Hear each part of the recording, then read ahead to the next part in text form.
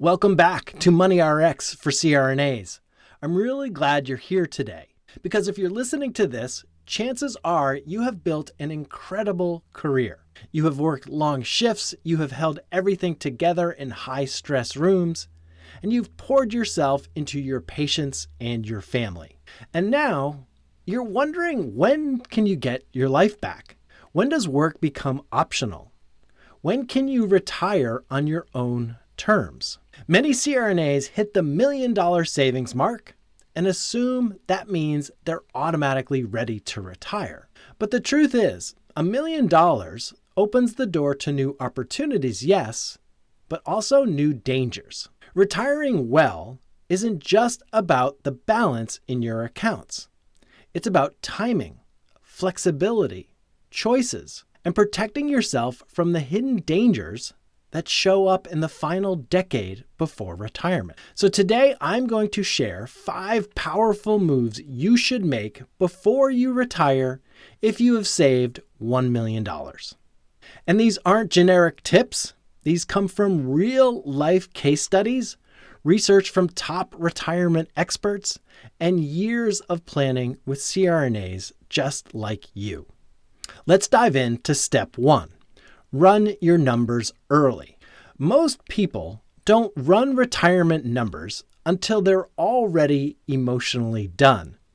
They are exhausted, frustrated, and one bad shift away from walking out. But if you've saved $1 million or more, you're officially in what we call the fine-tuning stage. This is when small decisions create very large outcomes. And here's a truth that surprises a lot of people. 2 retirees with the exact same portfolio can have completely different results based only on the year they leave work. Let me give you a real example. A retiree who left work in the year 2000 with $1.5 million invested in the S&P 500 and withdrew 5% a year, ran out of money in about 16 years. But another retiree who started in 2010 with the same amount, same withdrawals, same investments, ended the decade wealthier than when they started. Same plan, same everything, just different timing. That's sequence of returns risk. It is the hidden force that makes early planning essential, especially for CRNAs who often want to retire before Medicare age or before Social Security kicks in. Now let's talk about withdrawal rules. You have probably heard of the 4% rule. Well, it is outdated. So instead of relying on outdated rules, you need a more flexible and realistic approach.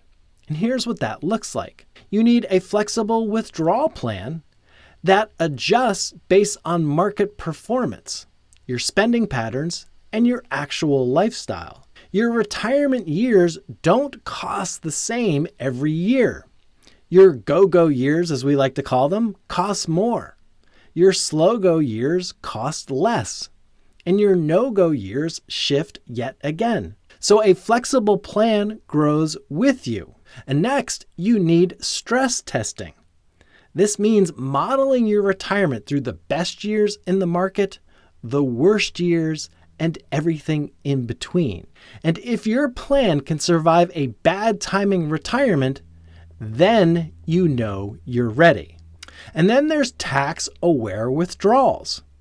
CRNAs typically have a heavy concentration in pre-tax 401ks or 403bs.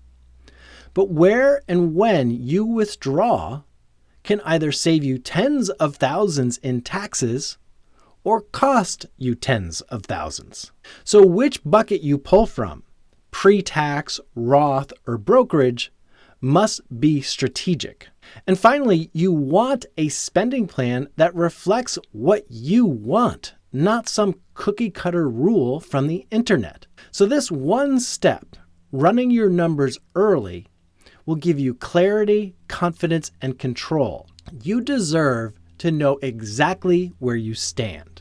Build a brokerage account for flexibility. Now let's move to step 2, building flexibility in where your money sits.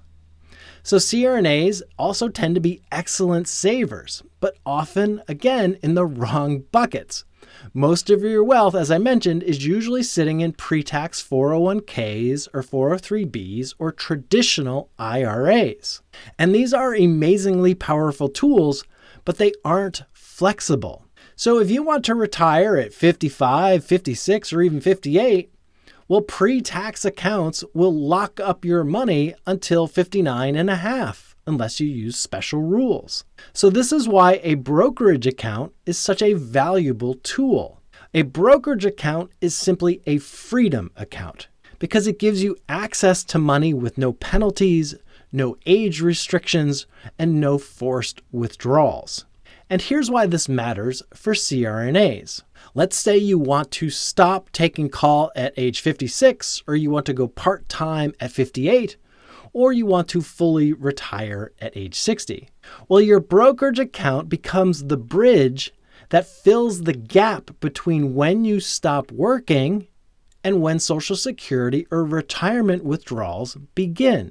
So it lets you reduce the pressure on your 401k or 403b, control your tax bracket, avoid early withdrawal penalties, create smoother, more predictable income, do Roth conversions strategically, and protect your long-term portfolio.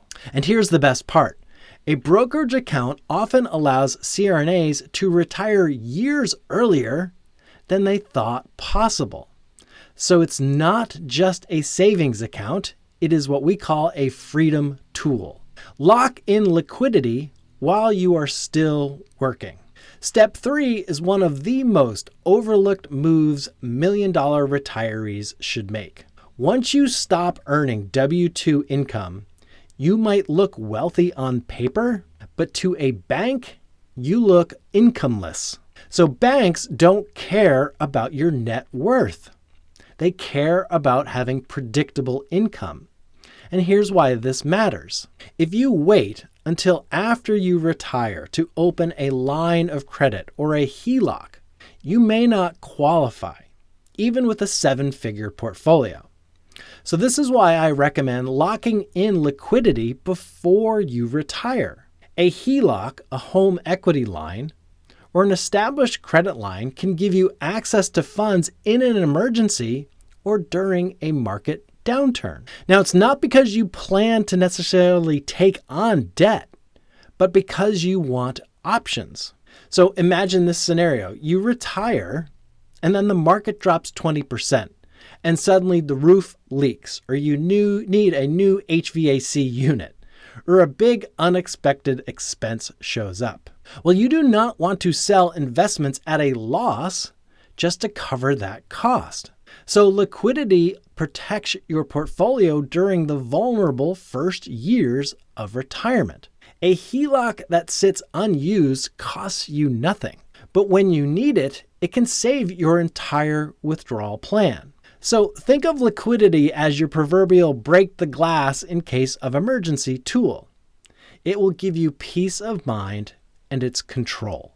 Tackle big expenses before you retire. So now let's talk about step 4, tackling your major expenses before you walk away from your W-2 income. This step is incredibly important and often misunderstood. The first 10 years of retirement are the most fragile. Experts call it the fragile decade because your portfolio is most at risk from market volatility, taxes, healthcare costs, and early spending.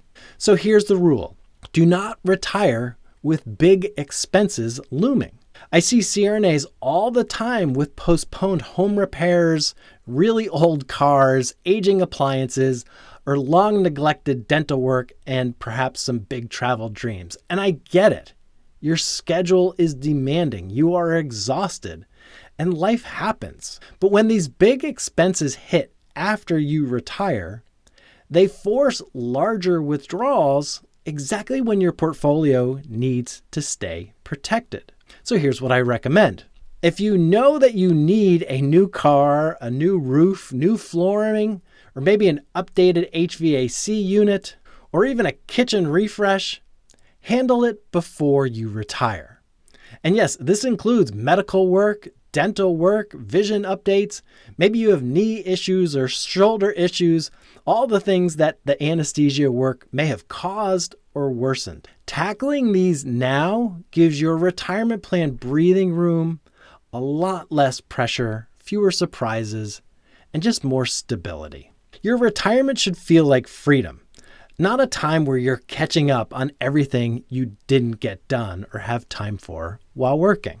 Guard against lifestyle inflation. And now we have come to step 5, something a little more subtle, emotional, and perhaps financially dangerous. Lifestyle inflation. After decades of intense, stressful work, the moment a CRNA retires can feel like the biggest exhale in their life. I see it all the time. But that feeling often leads to spending more freely than expected. We get a little upgrade here, a bigger trip there, and maybe a home project again you have been waiting years for. None of these choices are bad. You deserve an incredible retirement. But lifestyle inflation usually happens quietly, slowly, and emotionally. And before you know it, your spending is significantly higher than what your plan was ultimately built for. So here's where it gets tricky. Your early retirement years, what we call your go-go years, are the most expensive because your travel is going to be high. Your activities are high. Maybe helping your kids is high. You finally have energy and freedom, which is wonderful. But without guardrails, those first 7 to 12 years can drain too much too quickly. And I see housing as the biggest hidden culprit. Maybe with a new house or an upgrade, you have higher property taxes, insurance, HOA, or remodels that can quietly eat away at your plan. So here's how to protect yourself. Create intentional spending guardrails. Think of them as spending ranges, not rigid limits.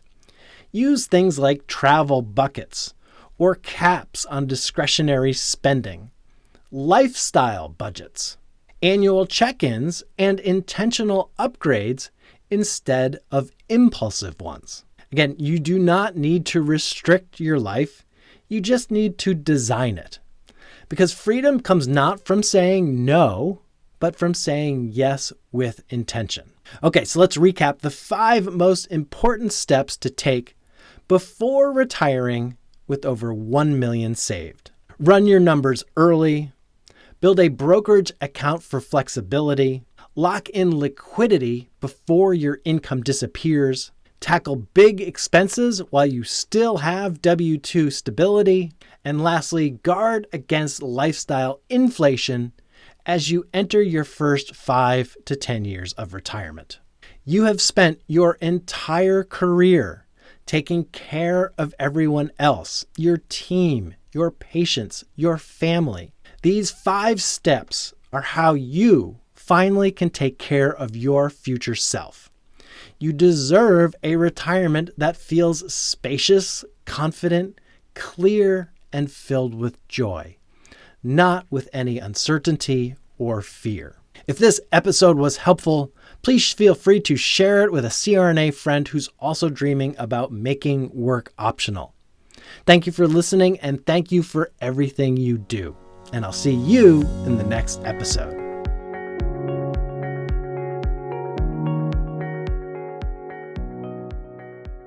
This podcast is for informational and entertainment purposes only. It should not be relied upon as a basis for investment decisions.